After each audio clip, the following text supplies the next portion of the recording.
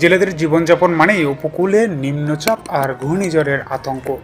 উত্তাল সাগরে মাছ ধরতে গিয়ে প্রতি বছরই নিখোঁজ হন অনেক জেলে।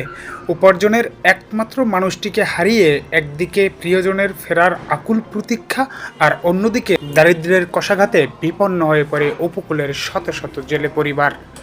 একমাত্র উপার্জনক্ষম ব্যক্তিটির সন্ধানে গত 2.5 বছর যাবৎ অপেক্ষার প্রহর গুনছেন স্বজনরা। সঠিক তথ্য ও পরিবারের কর্তাকে ফিরিয়ে পাবার নিশ্চয়তা না থাকায় পরিবারগুলো এক অনিশ্চয়তায় দিন পার করছে।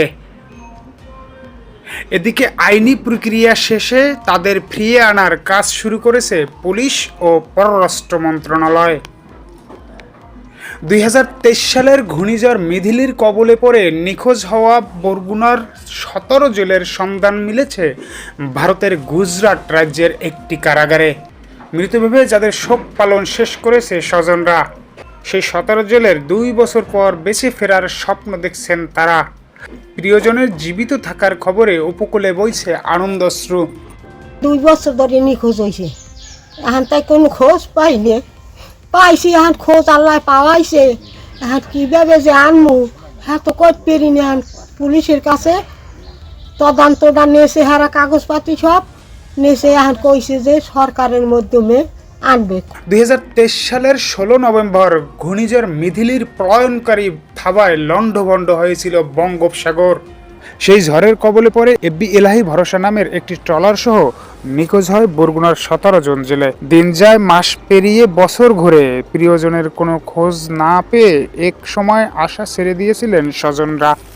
মৃত ভেবে শুরু হয়েছিল শোক পালন। হঠাৎ করে দীর্ঘ 2 বছর 3 মাস পর একটি ফোন কলে স্বজনরা পেল কাঙ্ক্ষিত সুসংবাদ। নিখোঁজ হওয়া জেলেরা মারা যাননি, বরং সীমানা পেরিয়ে ভারতের গুজরাটের একটি কারাগারে বন্দী রয়েছেন তারা। স্বজনদের দাবি তাদের জন্য দ্রুত ফিরিয়ে আনার ব্যবস্থা করে সরকার।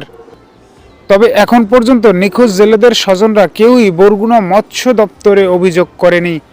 তারা নিয়ম অনুযায়ী আবেদন করলে কূটনৈতিক প্রক্রিয়ার মাধ্যমে দ্রুতই তাদের দেশে ফিরিয়ে আনার চেষ্টা করবে বলে জানান মৎস্য কর্মকর্তা। আইডি কার্ড আছে এবং এফআইডি কার্ড আছে। এই কার্ড দিয়ে আমাদের কাছে আবেদন করলে সহ মানে যেটা জিডি সহ, তাহলে আমরা যথাযথ কর্তৃপক্ষের মাধ্যমে আবেদন করে এটাকে ত্বরান্বিত করতে পারবো।